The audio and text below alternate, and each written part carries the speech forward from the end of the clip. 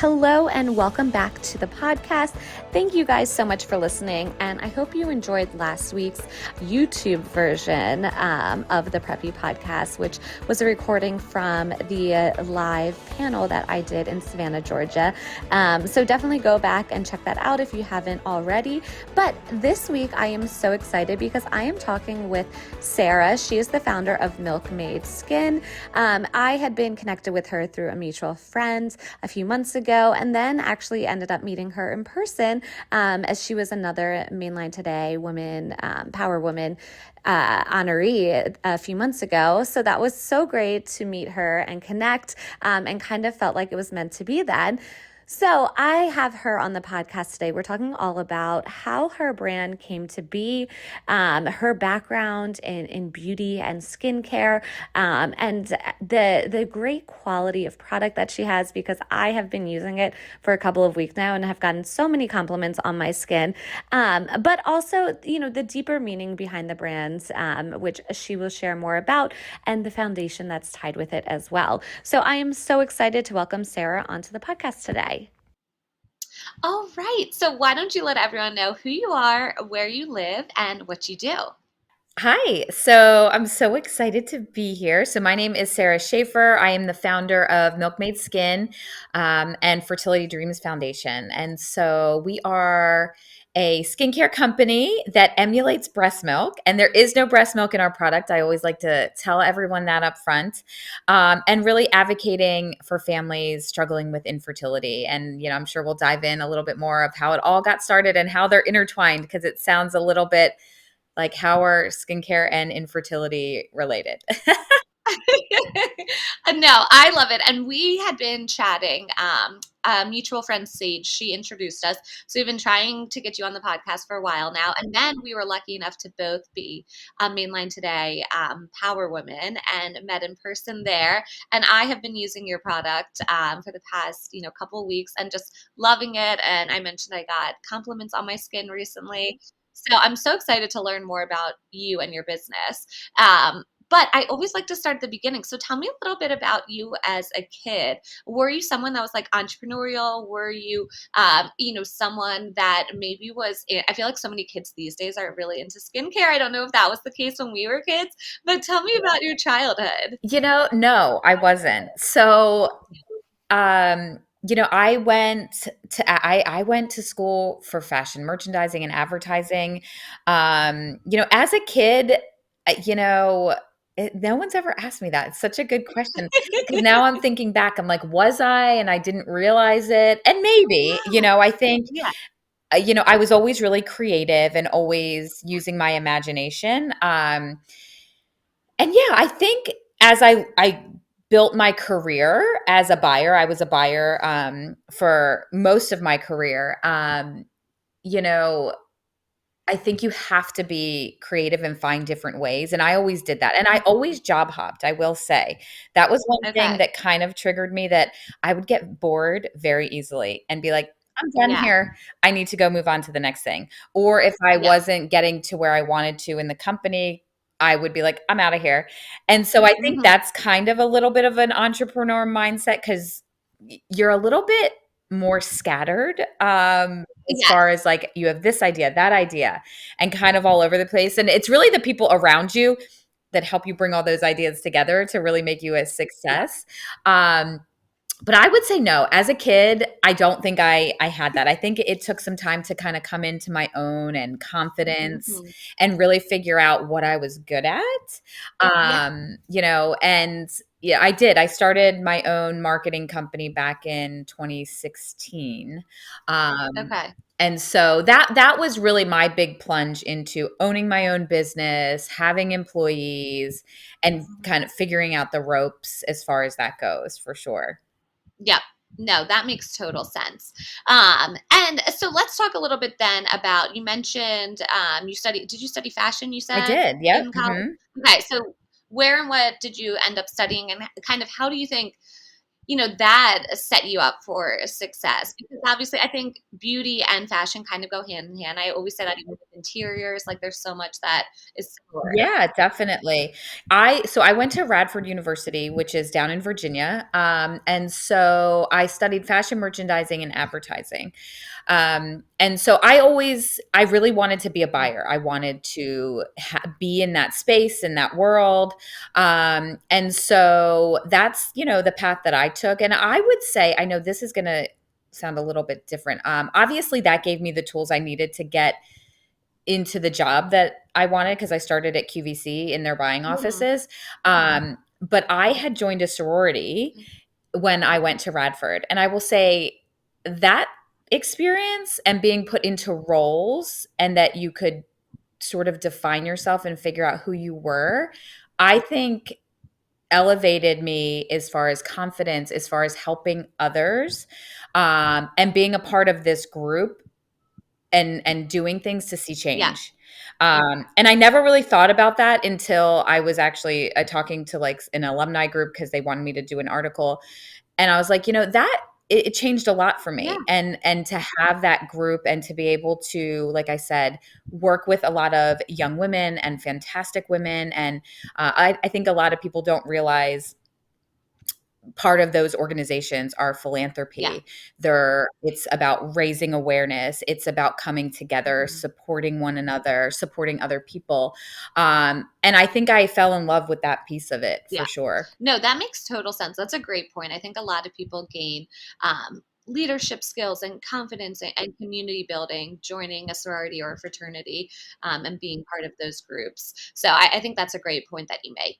So, okay, you graduate then, and then tell me about sort of your first career and career journey leading up to launching Milkmaid Skin then. Yes, I know. I'm going to age myself here. So I started at QVC. So I was in their buying program, and was there for a few years. I moved to Manhattan. I worked for Ann Taylor. I was a buyer there. And then came back to Philadelphia, where I'm from, and worked at Anthropologie in their buying office. And then fast forward like a couple years later, I had met a group that basically worked with brands to help market them to get onto QVC. Yeah. So it was the other side of buying. And I was getting married. I wanted to move back to the suburbs. And so I took that opportunity because I had the experience with QVC and could Mm. speak their language. It really gave me a step up as far as being able to help these brands to really navigate their way through that business model. Mhm. And then I started my own company. After a few years, I was like, I can do this on my own. I wanted more flexibility. I wanted the ownership, I Okay. think, and that is, I think, where the entrepreneurial Yeah. side of me came in, because I had so many more ideas. But when you work for other people, you're limited as far Mhm. as things you can do and their vision versus your vision.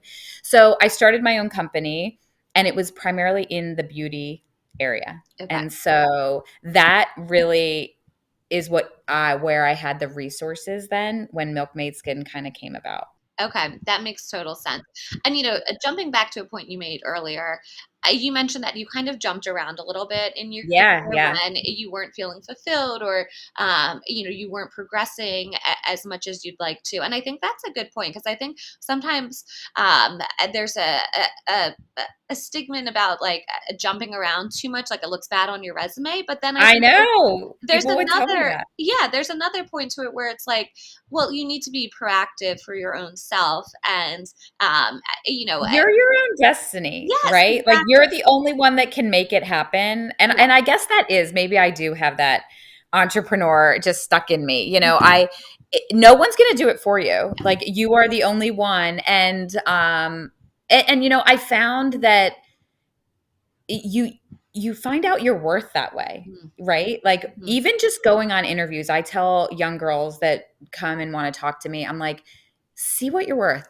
Yeah. There's nothing wrong with interviewing, seeing the opportunity, and it might be not be what you want, and that's okay too. Yeah. But putting yourself out there, it's experience, it's getting to know other personalities. You're gonna learn need that as you grow into any role, whether you're owning your own business, whether you're working for a corporation. There are a million different personalities out there that you're going to have to really navigate, Yeah. and that can be hard. Yeah. I think that's a really good point, is it doesn't hurt to take another interview to see what you're worth, to also, hone in on your interview skills and your negotiation skills. So I think that's a really good point then, for sure. So let's talk then, Milkmaid Skin. What brought you there? And it sounds like even with your foundation, maybe did that come first and then Milkmaid Skin? So tell me about this. Yeah. So, like I said, I was in the beauty industry. Mhm. I was rocking and rolling, starting my own company. And my husband and I wanted to start a family. And that's really where I got halted because I could not get pregnant, and I had to go almost doing 7 years of IVF treatments and struggling with infertility. And that was just a journey I never thought I would be on. It was something completely unexpected. And so when I had my first daughter, Evie, I was in my late 30s and my skin had changed immensely. And I think it's a combination of stress, it's a Yeah. combination of getting older, your hormones are changing, doing IVF treatments for X amount of years. And I was breastfeeding her actually. And I knew, again, being in the beauty realm and world, you really get to understand ingredients and what's in them and what makes, the skin tick and whatever else. Yeah. And I knew breast milk it's called liquid gold. And a lot of women know this. If you say liquid gold, they'll say breast milk. There are vitamins, fatty acids. It's incredible what's in it. I mean, it does grow humans. So number one, I was like, why would I not use this on my own skin? Mhm. Because they also say to put it on your baby's skin for everything. Like Oh, if they have okay. an ear infection, eye infection, they're like, oh, just throw some breast milk on there. So I was like, well, Interesting. why would I not, yeah, put it on my own skin? And being in this industry, you can imagine what comes across my desk as far as ideas and innovation. And this hadn't. And truly, I feel like I saw changes overnight. And I was really seeing the signs of aging. I was seeing age spots. I was seeing fine lines and wrinkles that just seemed to appear overnight. And I was like, Mhm. what is happening? Um, and so the light bulb just kind of went off. And I was like, no, there is definitely something here. Like, why would I not want all of this goodness in my skin and to change it and to change everybody else's? Um, and so I contacted a chemist because I had those resources to be able to do that. And I said, hey, I want to do a breast milk skincare line. And they were like, "Please call us." And because I was, like, emailing this, and Yeah. they're like, What do you wanna do?" And I told them, and they were like, "Okay, you can't use real breast milk." I said, "Fair." A lot of people are gonna have a whole ick factor to that anyway. Yeah. I said, and I don't know how we would keep up with that demand. Yeah. I said, "But I have all these incredible ideas that I really wanna put into a skincare line." And that's really how it got started. Oh my gosh, I love that story. And I learned so much in it too. Like I don't have a child yet, so learning so much, about the power of breast milk. My mother-in-law, she gets paid to speak all across the world about lactation and breastfeeding and everything. So Yes, I think I talked to her at the yes, luncheon. you Yes, did. yes. So she Well, like it her, is. she like It's swarmed fascinating. over. Yeah, and it's amazing when women do understand what's in it, and it's like, why would you not want that for your Yeah, skin? yeah. And what we've done too is add incredible skincare ingredients on top of that, like niacinamide, which is, an incredible, like, just, it's like a alternative for retinol and things like Mhm. that, and squalene. So we've added a ton of skincare ingredients to our milk peptide, which is like our version of breast milk, Yep. to really give you the powerhouse ingredients to change your skin. Yeah. And it doesn't matter what kind of skin you have, because, like I said, I felt like I had every sign of aging, Mm. and it was reversing it for me. Yeah. It really, really was. And I have really sensitive skin. Like I grew up with eczema. I have psoriatic arthritis, so I have very sensitive, like dry skin in that sense. And it's been very great for me so far. So what was the journey like then from idea calling, the chemist coming up with a formula and then getting it out there? Like how long did that take? How many samples and trials did you guys have to go through? Tell me about that journey because that's so much of the business, and It getting is started. like the behind the scenes. Yeah, it took a few years. So I will say I had Evie. And then she was 2, and I had the idea and I was playing around with it. I hadn't gone to the chemist immediately because I was like using my own, and it's like I have my business, I have a new baby, kind of feel like I'm losing my mind here. And so we then did 2 more IVFs after her that failed Okay. before I got pregnant with my second daughter. And once I had Libby, I was like, and I had the breast milk Mhm. stash again. I was like, I'm doing this. I was like, I called them back and I was like, I'm ready. I'm ready. And we went through probably like 20 variations because the complex we used, we wanted to get it as close to breast milk as we could without being obviously breast milk. So Mhm. some of the samples kind of smelled, and I was like, this can't smell bad. No one's going to put it on their face. And at one point it wasn't all clean ingredients. And I was like, no, no, no, no, no. I go, breast milk is like the purest thing ever. We need to use all clean. We want women to feel safe when they're using this because it's for everyone that's just seeing signs of aging. It's not like you have to be breastfeeding. It's not like you Yes. have to be a mom. It's just like, do you need change in your skin? Mhm. Hi, use this. And so it probably took 2 years before we came to market. Like it took a really, really long time to really perfect it and get it right. And then, all the packaging goes into it. Yes. And our packaging is really bright and colorful. And a lot of people don't know this. I have it here. Yes, that's our Swatches. cleanser. Yep, it's Yeah. so gorgeous. So the artist that did this, her name is Jamie, and she's called Glitter Enthusiast. So I found her on Instagram because anything glittery, I have 2 little girls, is gonna make me click on it, and so I see her artwork, and she actually was doing artwork through sterile IVF needles because she struggled with infertility, and I was like, "Oh my gosh," like, oh my, and I reached out to her. She and I are, like, such great friends right now, and I said, "Will you design a print for me?" Because this just all makes this whole thing kind of come together. Because Yeah. we started our foundation where a percentage of our sales go back to that. And it just became like by chance this whole 360 effect. Wow. Um, yeah. And so that all 3 of the packages, it's actually one huge print. Oh, And then we cool. had a designer break it up into different like color schemes or whatever. Okay.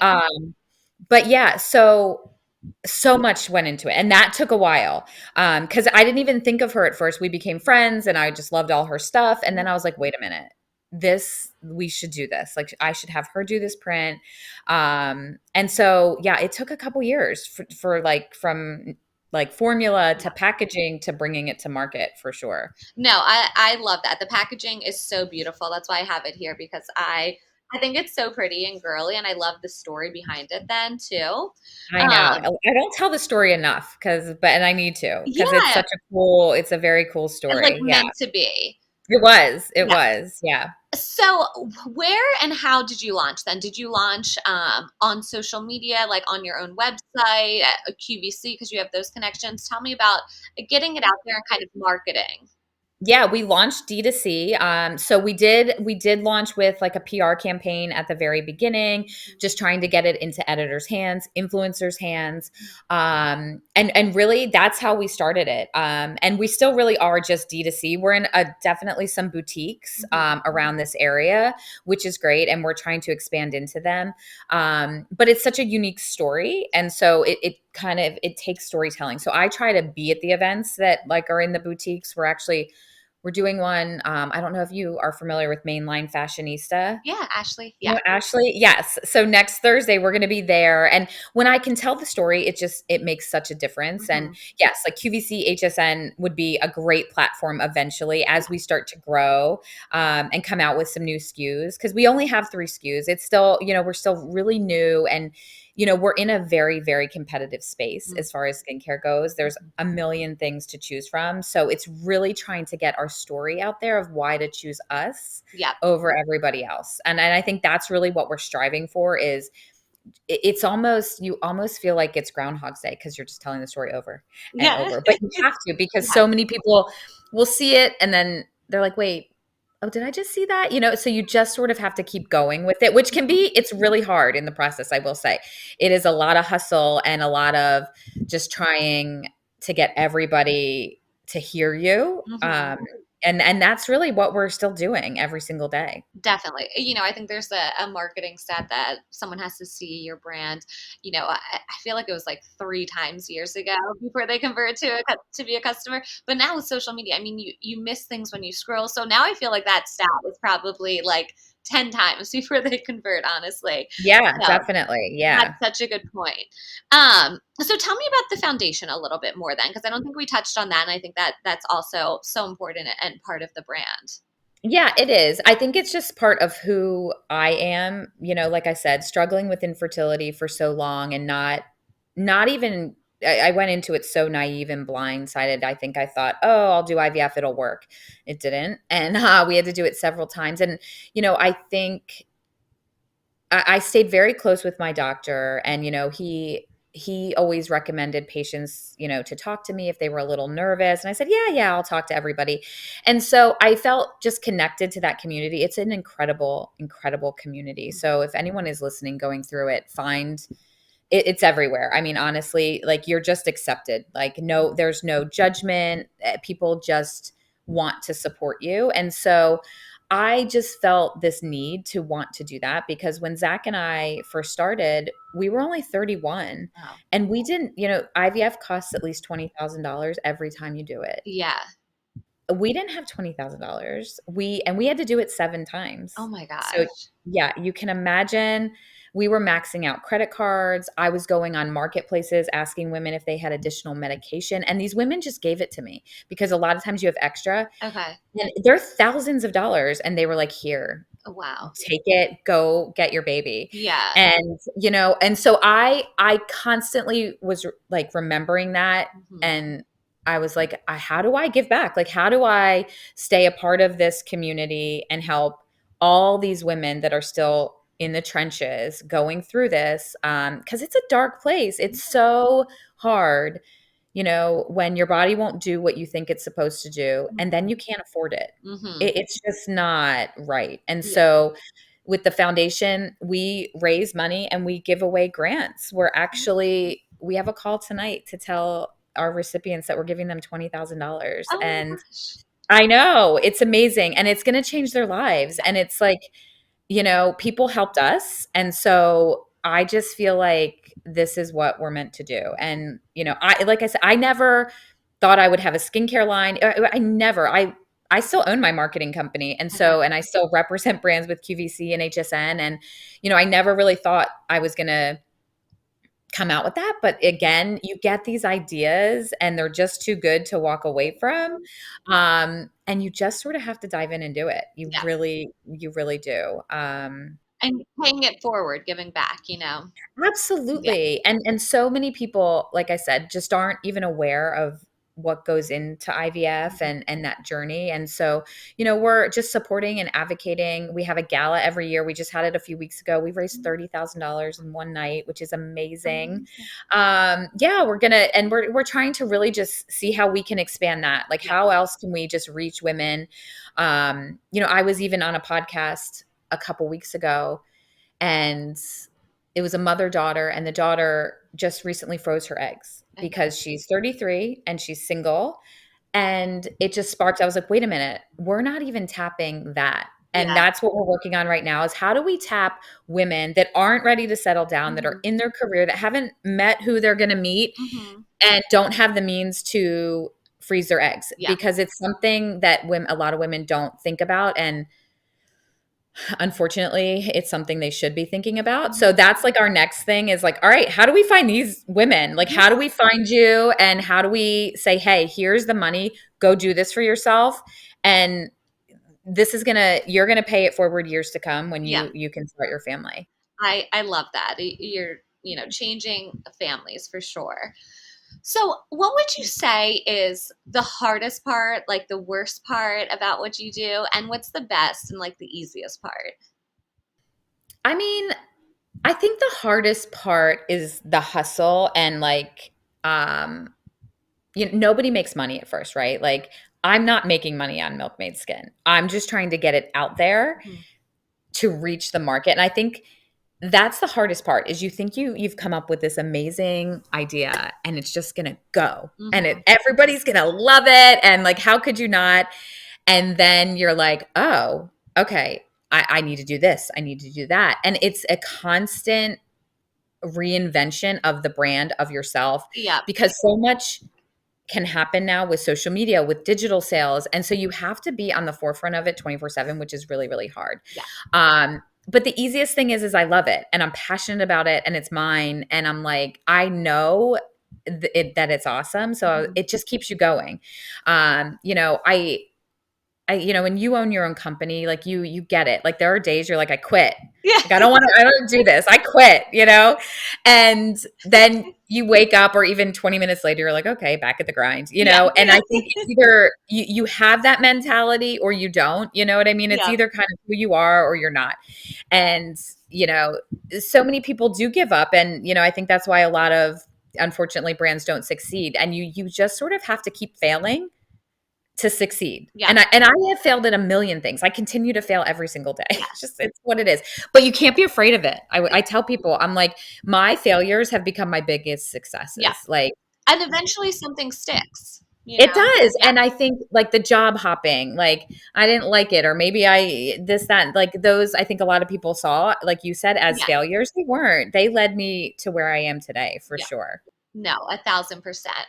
Um, I love asking this question because I feel like it inspires me and so many listeners. But what's a pinch me moment? Like something that you've been able to do in terms of business that you're so proud of and was truly a pinch me moment. I mean, it sounds like being able to tell those families that you're giving Yeah, them it is. $20,000, but It is. I think the combination of Milkmaid Skin and the foundation is like, oh my God. Because, when we do talk to editors and mhm, stuff, it's a very weird collaboration. It's a very, who would have thought these two worlds can collide? And I love that, almost every brand has something they give back to, or mhm, that they have a cause. And this is my cause. yeah, Like, and that's what I love. I love that I get to see and show people firsthand what they're doing. So mhm, every time you're buying the skincare, mhm, I mean, you are literally giving someone a hope to start their family. yeah, Like, and that's incredible. And I don't, you can't put a price tag on it. You can't. And I mean, with the foundation, I mean, it's a nonprofit. Like we do it to do it. And mhm, we get so much joy out of it. And I mean, and I hope it gets huge. I want to just help as many people as we can. I want people to understand that, you can do whatever you want. mhm, You really can. And um like I said, I never thought I was going to have a skincare company ever. It's one of the hardest categories out there. yeah, But I think things happen in life. They really, really do. And I got put on that journey for some reason, but here we are. And, and we're better for it. And, I think when I first started going through the infertility, like it was like doomsday. yeah, I was like, why is this happening to me? Like, I mean, it's a dark place, especially all mhm, my friends were having babies.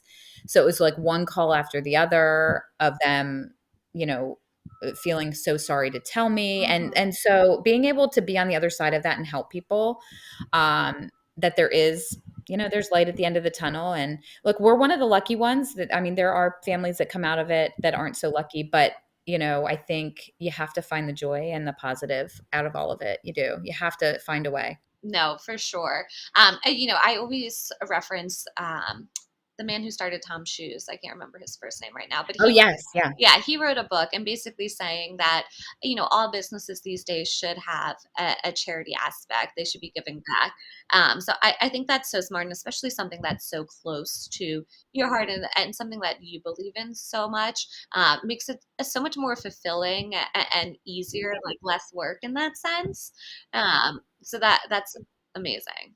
Yeah. And I want to like leave a legacy for my girls. Like I want them to know that like the world is only going to be a better place if everybody makes it Yeah, better, right? yeah. And so I want them to know that and to understand that. And as they get older, we'll involve them in it, and and make them see that like you have to find the joy in this kind of stuff for sure. So I'm curious. I love hearing about collaborations or dream customers because I think when you put it out there in the universe, then it'll come true, or someone will be listening and might have a connection there.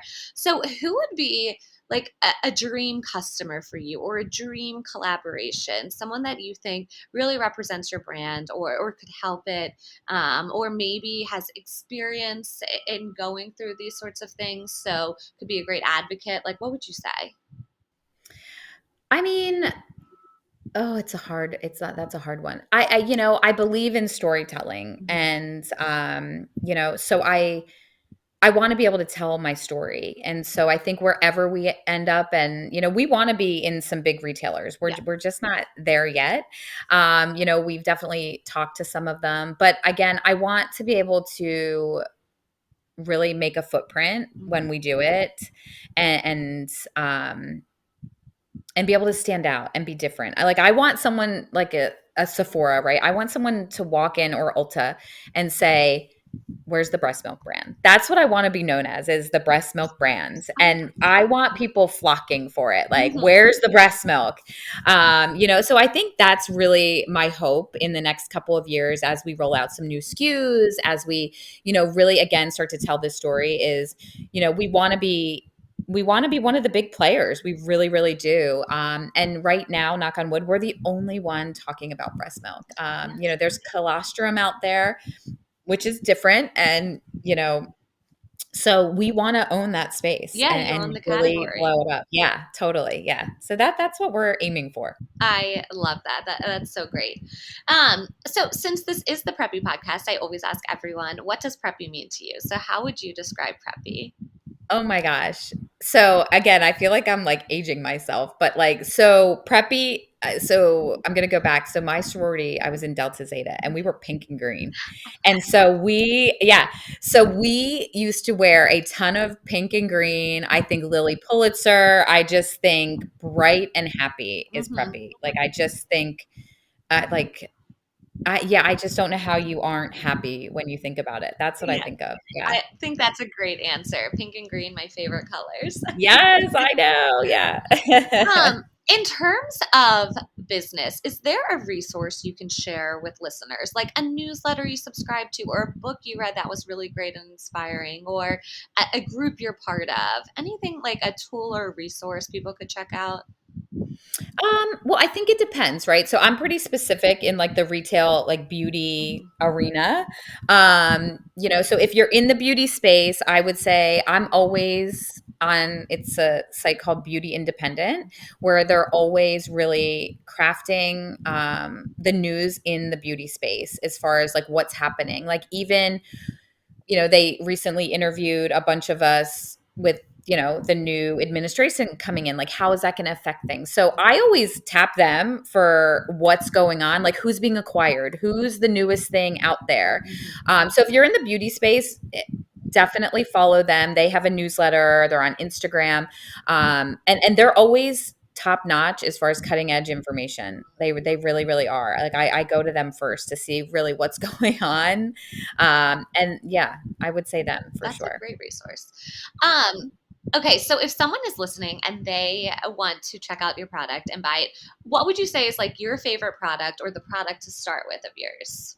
So Milk Drunk is my favorite product. So that's our hero SKU. So Milk Drunk is our moisturizer. Yep, Yep, there she is. this one's my Um, favorite. it started as one SKU, and it was that, and that's what took like a million iterations. And so I was only going to launch with one SKU, but it is a little bit more expensive. So I was like, oh, I need to. And not everyone wants a thick moisturizer, because it's definitely thick. I use it at night. There's no SPF in it.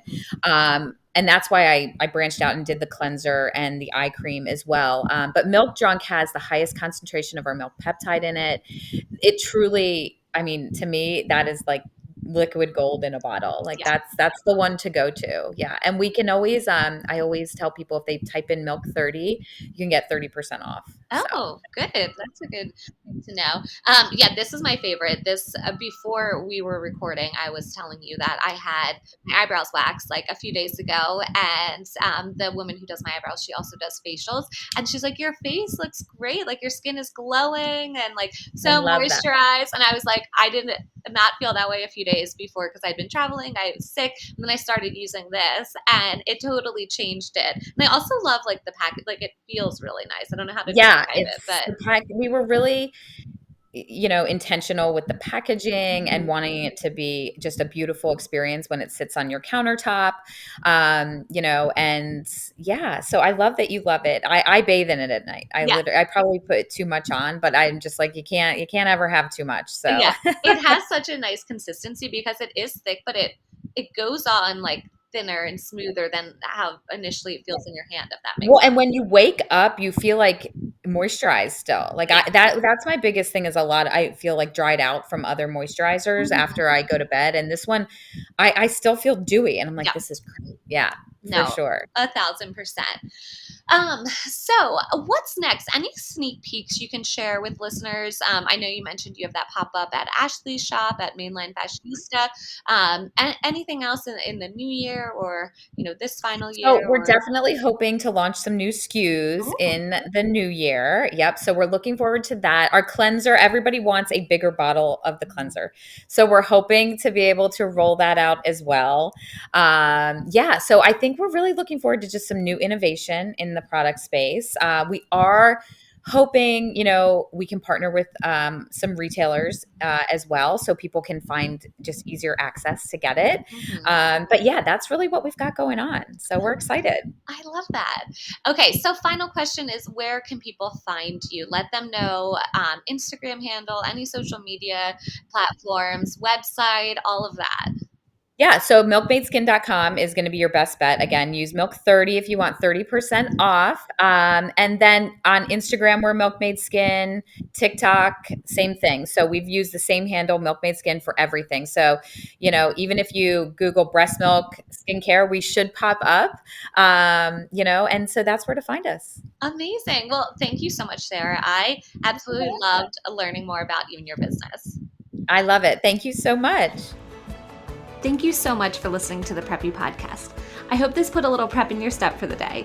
Please subscribe, rate, and review on wherever you listen to your podcast, and follow along with @the Preppy Podcast on social media.